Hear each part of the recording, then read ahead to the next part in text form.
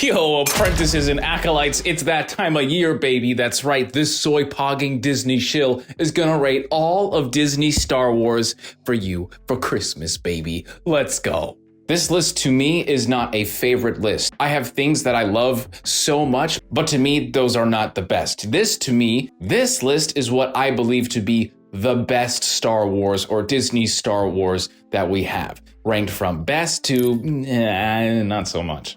I'm also going to introduce every single project into the year that they released, and then from the most recent. So most recent would be what? Ahsoka, that's going to be the last one, and then first is Star Wars Rebels. All right, so let's get into it. Star Wars Rebels, good tier. Yes, I like Star Wars Rebels. In fact, I couldn't watch cartoons. I had to do a whole bunch of other things. I just couldn't be a kid. Star Wars Rebels to me was something I got in late. And when I started getting into it, I really appreciated it. I thought the highs of this show were some of the best Star Wars ever. Thrawn being introduced, who I love Heir to the Empire so much. I love Mithra Narudu. I'm a huge Expanded Universe fan. So seeing Thrawn in this, in live action, gave me a lot of hope for what the potential of what Disney could do with the brand. But there was some issues. I didn't really appreciate the animation style. I still to this day have no idea why the lightsabers were the way they are, fam. Come on, what the frickin' heck is going on? But outside of that, Star Wars Rebels was solid. All right, here we go. The first movie, The Force Awakens. Woo! Boy, you may not like this, but I love The Force Awakens. I think that The Force Awakens, as it standalone, right, just by itself, is one of the best Star Wars movie. You understand? Because when I first saw that they were going to be making more Star Wars films and Disney got the licenses, I didn't want anything new. I did not want anything new. I wanted something safe. I wanted something familiar. I wanted Disney to prove to me that they knew what Star Wars was about. And I felt like The Force Awakens was a pretty solid first movie.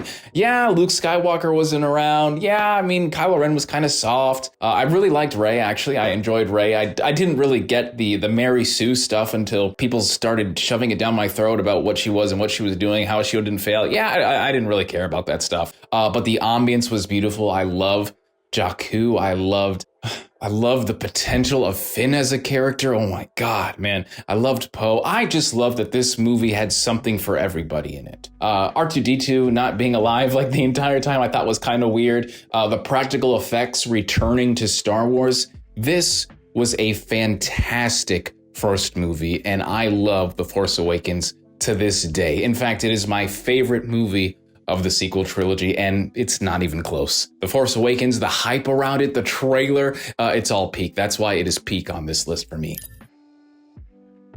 Okay, we got our second movie now, Rogue One. Oh my God, man. Rogue One is so good.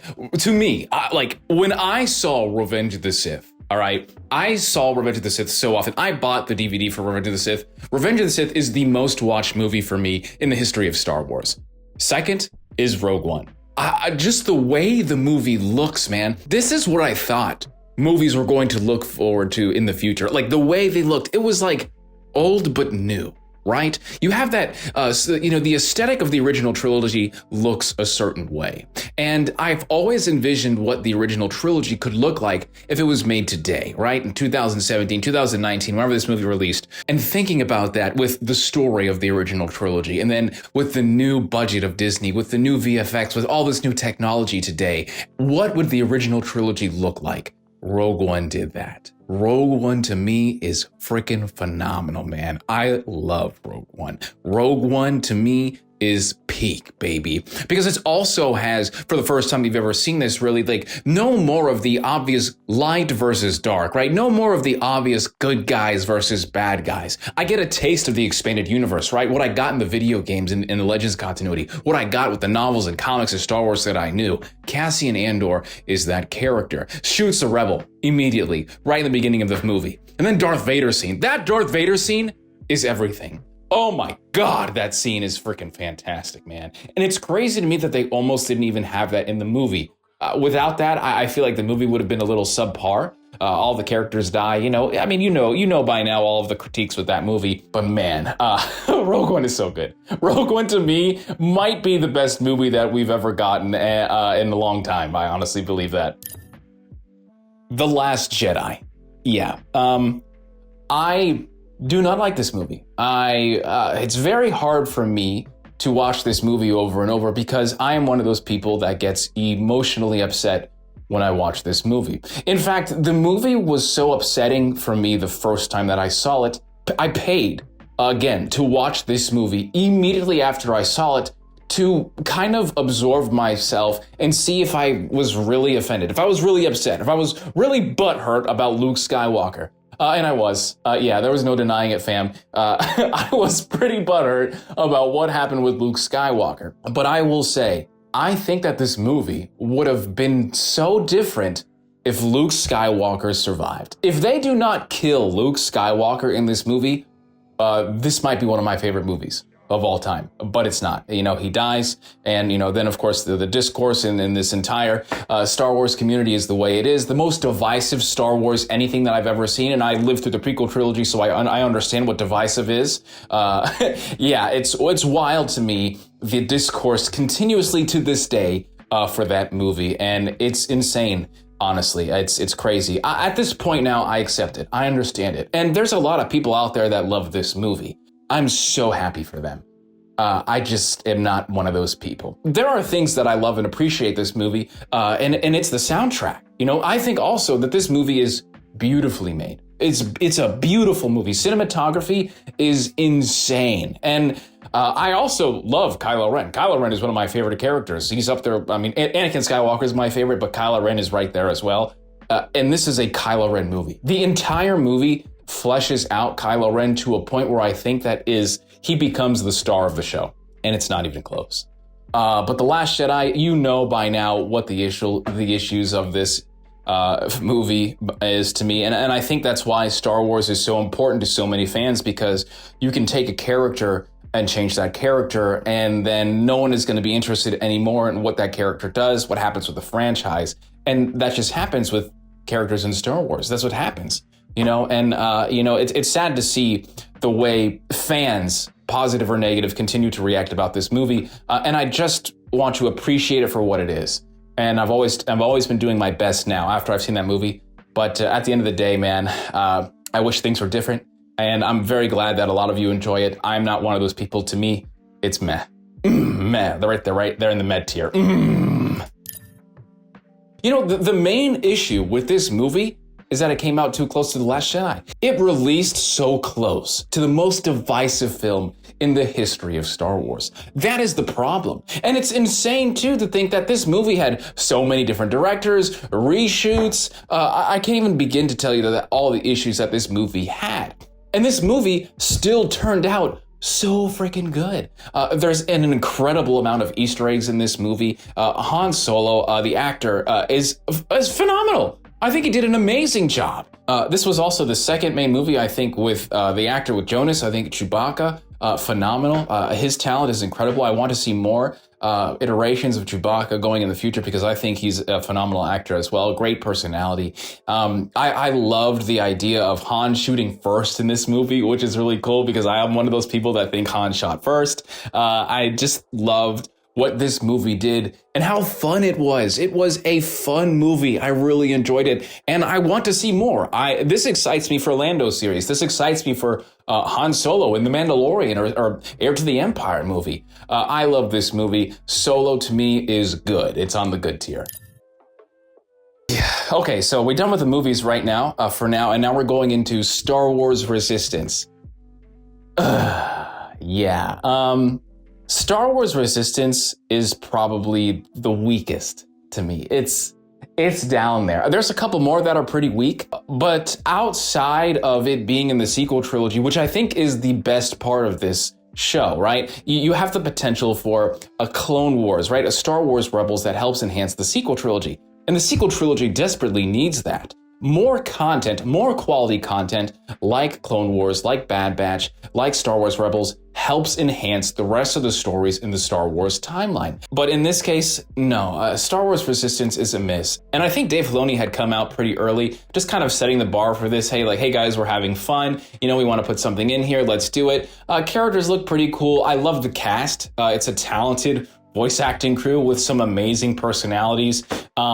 But outside of that, I don't have anything positive to say. I didn't even finish the first season. I couldn't get into the main character cause it just wasn't for me. You know, I think it was definitely targeted for a younger audience, and I couldn't get into it no matter how much I love Star Wars. I hope that they do other iterations or other stuff inside the sequel trilogy, but I think for me, Star Wars Resistance was a miss, and that's why it's on my weakest tier.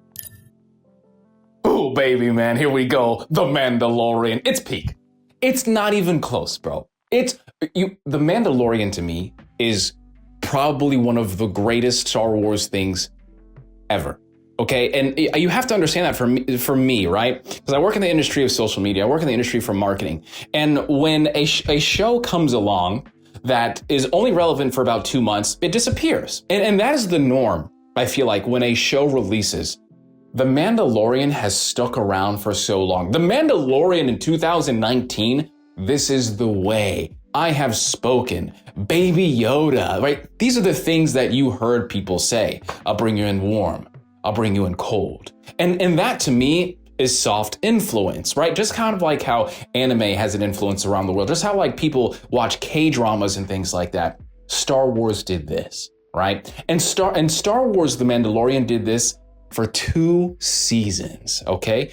The second season's first episode to me is one of the best Star Wars episodes I've ever seen. I continuously watch that because Cobb Vanth coming into the universe, right, for the first time in the expanded universe gave me so much more hope. This is a character that had literally been in about 2 pages of an entire trilogy of books, and they bring him in to live action. For someone that has literally grown up on expanded universe books and comics and video games for Star Wars that ultimately made me love this franchise, that was the episode that made me feel like, oh my God, we're gonna be getting so much. We're gonna be getting so much into the second season, and we did, man. We got Bo-Katan, we got Ahsoka Tano, baby. We got Luke freaking Skywalker, you know? Like, there's so much inside The Mandalorian that did it so right. I'm not even talking about the first season. That just showed me that there's so much more going on in the universe. I don't even care like how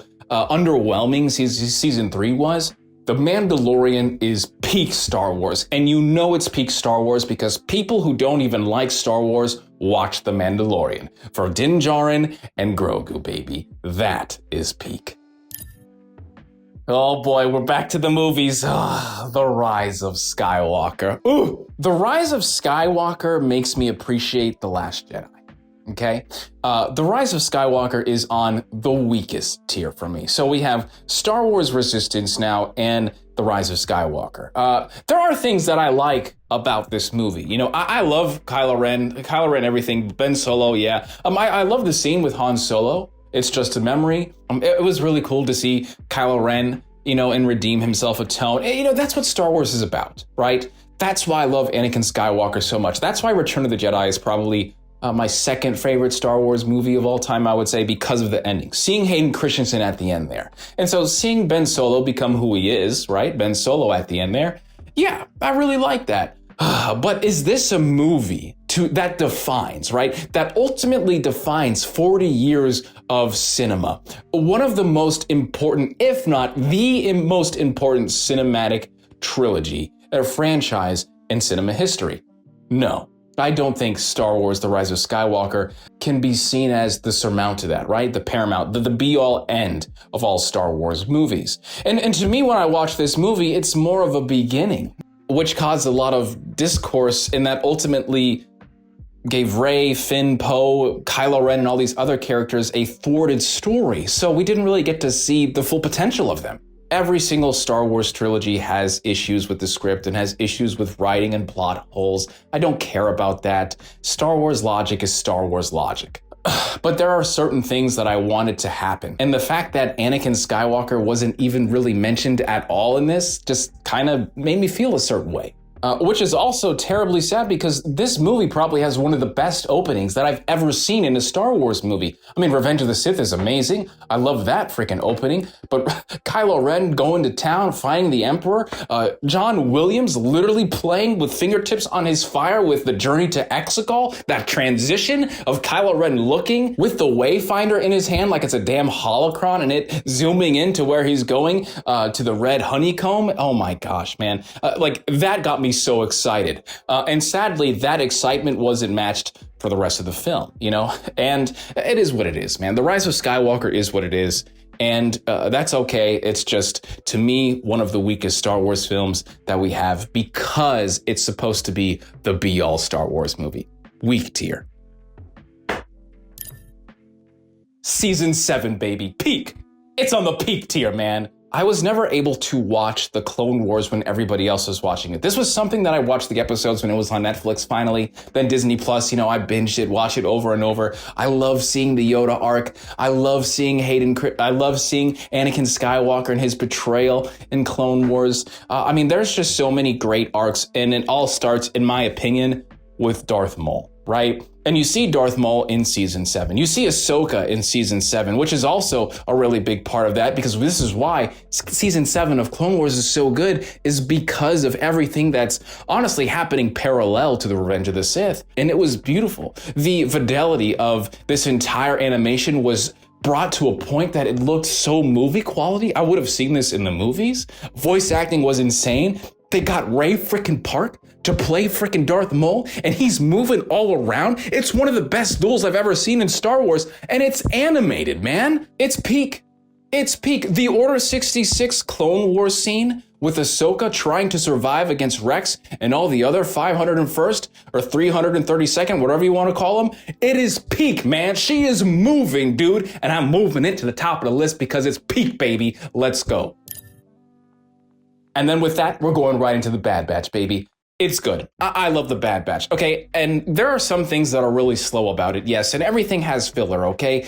Get over the filler stuff. If you've never watched Dragon Ball Z or Pokemon and things like that, or Naruto, you know, I know I'm a big anime fan, but at the end of the day, bro, a filler was in there, you know? Did you ever see Sopranos? Did you ever see X-Files? You know, there are episodes where people are just like doing nothing and talking. Not every single episode has to be amazing, awesome, you know, we have to go this do or die moment, let's bring in these characters. I love the world building in the Bad Batch. And although the first season is kind of slow, the second season is damn good. Dude, every single time Crosshair is on the screen, I gotta shut up and listen, okay? I am sat. Every time I wanna hear, good soldiers follow orders. You know, I have to hear it. I just wanna know more about Crosshair because he's the Bad Batch Anakin Skywalker to me. He's the best freaking character on the damn screen. But then you got personalities like Tech, my second favorite. And then you got Wrecker, my second favorite. And then you got Hunter, my second favorite. And then, you know, you got Echo, my second favorite. You see, I like all of them, you know? Omega at the first was kind of hard to enjoy, but I loved her in the second series. You know, there's characters in there too. We see Fennec Shand for the first time. I like member berries, okay, all right. I grew up on the member berries, and I didn't have Clone Wars, so I feel like Bad Batch is my Clone Wars. I enjoy it, and again, the fidelity, the way everything looks, some of these shots of, oh my God, are just so good. When Crosshair's going out, trying to kill his brothers on the Fenrir-class Star Destroyer, and that shot of them coming out is just insane. Bad Batch is filled with them. It is beautiful, and it still gets me emotionally upset or happy or excited to see Crosshair do what he does, to see Hunter and everyone else and what happens with Tech. So yeah, I love it, man. It's good. It's right up there, baby. Bam. Star Wars Visions, baby. It's good. It's good. You know, the only reason why it's not peak is because the second season kind of missed me, man. It just, I'm an anime fan, okay? I'm a weeb, all right? All right, I grew up with Escaflowne, I grew up with Pokemon, I grew up with Naruto, Dragon Ball Z, baby. Code Geass is one of my favorite animes. You know, I watch it, Attack on Titan, of course, yeah, Demon Slayer, whatever you watch, and we watched it together, baby. The second season missed. And Star Wars Visions to me is probably one of the greatest ideas we've ever seen for Star Wars. Give us unfiltered, right? That's the thing, unfiltered, unhindered, unrestrained ideas from the Japanese culture, or any animation studio, or any culture in the world that gives us their vision of Star Wars. I need to see more of the village bride. I need to see more of the elder, master and apprentice going off, unraveling the secrets of the Sith. Give me stuff. But the biggest flaw here with Star Wars Visions is that it's one episode, one short. Give me seasons, man. Give me 24 episodes of an entire series. You have to allow people to enjoy the things that they want, and even critique the things that they don't like. Of one episode or a short, of an entire idea that could be fleshed out into a whole series is literally stealing everyone else's potential of what they might enjoy. Whoever made Star Wars Visions, the ideas behind Star Wars Visions, they need to invest more into these people. I would want to see an entire series or movies played out in this stuff. Give them the future timelines of Star Wars. Let them go ham. And that, to me, is the thing that's stopping Star Wars Visions from being peak. But it's freaking awesome. It's good, baby. I love it. Book of Boba Fett. All right, here we go. We're getting to the good stuff now. Book of Boba Fett. It's good. To me, it's good. That's it. It's just good. The main criticism that you hear about, Boba Fett not being in a lot, yeah, I'm the same way. I do not think Boba was in this a lot. But I do enjoy the episodes more than everybody else did. I love the Rancor. I love Boba Fett's story in this. I love how he's just done. He's just done. He wants Mos Espa. Oh my gosh. And the potential of Boba Fett rallying with the Tusken Raiders, making this indigenous people, right? These side characters that were villains, become something more prominent, right? Become a part of his culture. Man, I love that idea. And the fact that it wasn't built on even more was just a terrible missed opportunity, man. I don't know if there's going to be more Book of Boba Fett in the future, but you need to have more Boba. You better be having Boba in Heir to the Empire or Ahsoka Season 2. I need more Boba. Boba Fett just took too long to be who I wanted him to be. And there's so many episodes that have memories, right? And you love seeing the memories, but if you're going to spend so much time on these memories, you need to give us just as much time or more to see Boba Fett become this new version of that. And if you're not giving us that new version of that, how is anyone else supposed to like that new version of Boba? I like Book of Boba Fett. It's got the frickin' soundtrack, man. It frickin' slaps. And these two episodes that Boba Fett are not in it are probably some of the best Star Wars content we've ever gotten. I just want more Boba, man. I just want more Boba. Give me more Boba. It's good. That's it. It's good. Tales of the Jedi to me is good, and it's not peak. Okay, it's not peak because it's shorts as well. 12 minutes, 11 minutes, 15 minutes. It's very similar to Star Wars Visions in that concept. But I like the idea of Tales of the Jedi. Give me Tales of the Jedi of an era that I have not seen yet. The Old Republic, the sequel trilogy, right? The High Republic. There is so much that a series like this can do for people that want to get into new eras of Star Wars. And the fact that you're using it on an era that is already so fleshed out is kind of meh, man. Where's the fun? Where's the risk? I know that everybody was talking crap about the sequel trilogy, but don't let that stop you from creating new ideas. Tales of the Jedi is the perfect concept to utilize other eras of Star Wars. We talk about the Old Republic so much. Why hasn't that happened? What is going on? What is the fear in bringing Old Republic characters to new life? Just bring the era. Make original characters, Let them happen 300 years before Knights of the Old Republic or Star Wars The Old Republic. 300 years after, whatever it is. Even Dawn of the Jedi, the beginning of Ashla and Bogan. Let's get it, baby. Come on. Even to the point where sequel trilogy, tell me about Broom Boy. What's going on with him after the sequel trilogy? I mean, for crying out loud, give me other eras in Star Wars, because we've already seen so much of the Imperial era. We've already seen so much of the prequel era. I mean, even the Mandoverse is something of an era that I want to see more than what we've already gotten, I love Tales of the Jedi. Just give it to me in another era. It's good. All right, this is a hot take, okay? Kenobi. Kenobi is the weakest Star Wars content we've gotten since the holiday special. There's a lot of people that love Kenobi. I think the last two episodes are great, fantastic. But the issue with Kenobi is that when you announce a show called Kenobi, and you give us the idea that Darth Vader and Kenobi are going to be fighting each other again, I instantly think, and not just me, people who love the prequels, people who love Anakin Skywalker and Kenobi, they're thinking of Battle of Heroes. They're thinking of Duel of Fates. They're thinking of Anakin Skywalker's Dark Deeds. Okay, these are soundtracks, right? Tracks that I'm listing that are in the prequel trilogy that we've heard so much. You have to understand the value of these songs to so many of these people. In an era where there was no Star Wars. 2005, Star Wars is done. Yes, there's video games. Yes, there's animated series, there's Clone Wars and things like that. But going online and watching YouTube and listening to all these people rant on Star Wars forums, we're listening to that and reading that while absorbing those tracks. The Revenge of the Sith soundtrack, the Phantom Menace soundtrack, Duel of Fates, right? As a huge Anakin Skywalker stan, Revenge of the Sith and Mustafar is probably the most emotional scene for me outside of Return of the Jedi and seeing Hayden Christensen. And so when you tell me that there's going to be a Kenobi series and Hayden Christensen has come back, right? Ian McGregor has come back in over 15,000 days, right? That is a very long time. Because to a lot of us, we thought Hayden Christensen and Ian McGregor would never come back to Star Wars because how much the prequel trilogy was hated. And you don't give us that. You don't give us that Battle of Heroes, whatever soundtrack, or maybe iterations of Duel of Fates and things like that, Anakin's Dark Deeds, evolutions of those songs as well, right? Because it doesn't even have to be that. And I wanted that, and I didn't get that. I set myself up for failure. But at the same time, too, there's just a lot of flaws with Kenobi in terms of the way it looks. Why is the camera shaky? Some of the props and effects kind of look fake.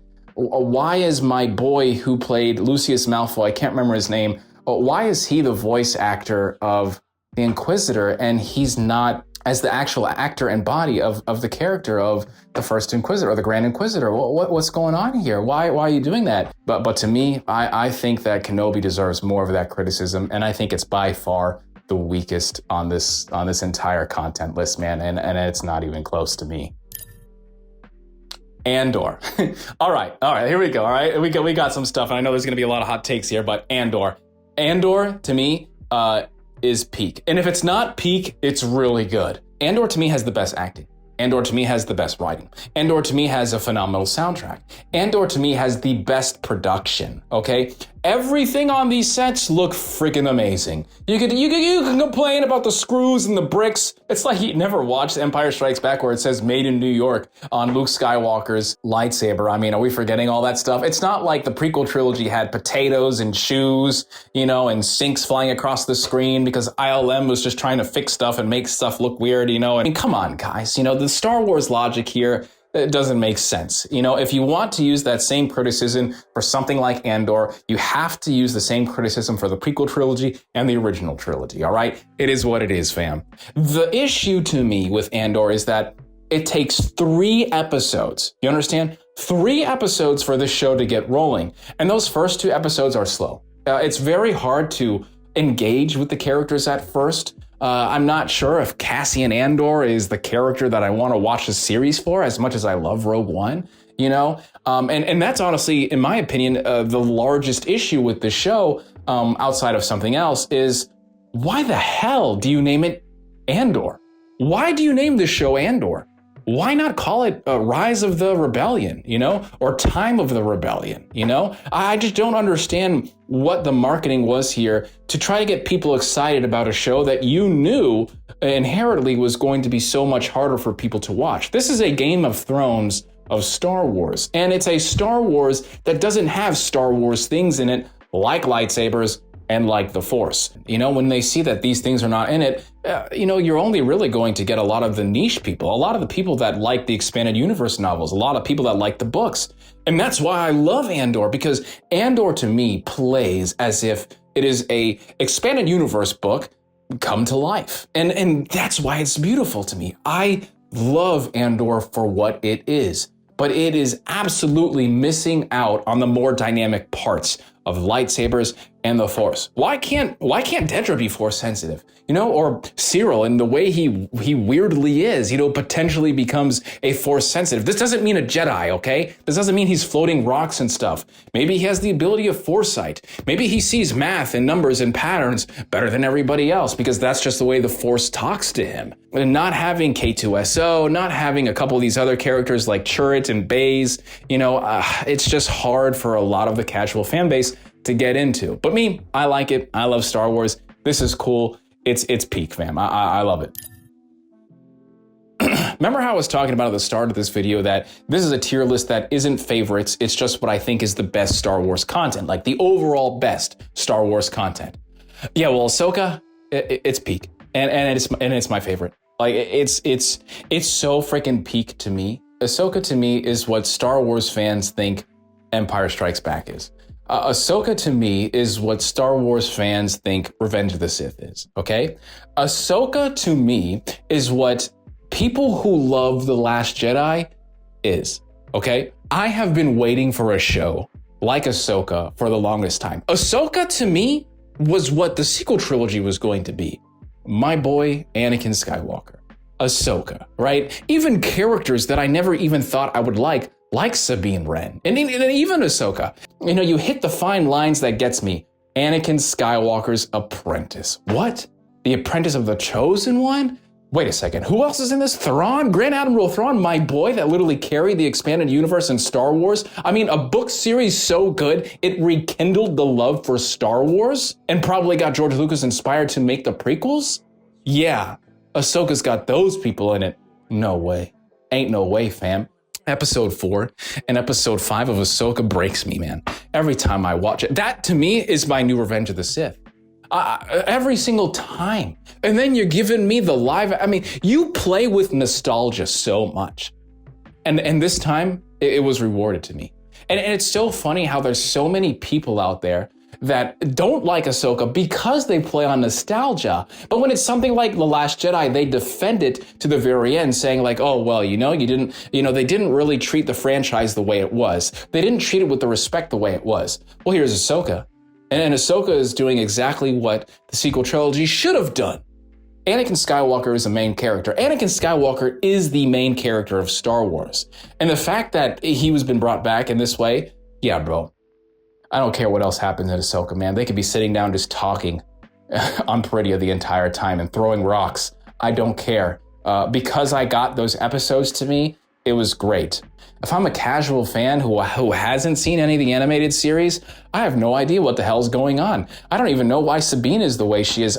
I mean, that's the thing too, is like, I don't like it when Star Wars brings characters who've already been through so much, right? Sabine had already been through so much. Ahsoka already been through so much. Luke Skywalker already been through so much. You make these characters reinvent themselves for the purpose of screen time and plot. But we also have to give the viewers that know what Star Wars Rebels is, so they're also entertained and they also watch this and they also feel like they're not eating leftovers or watching reruns. So that's the issue. And I'm not sure how you fix that. I'm not sure of a solution how you fix that because there's just such a huge gap between the casual fan base, right? And the Star Wars fans that just absorb everything.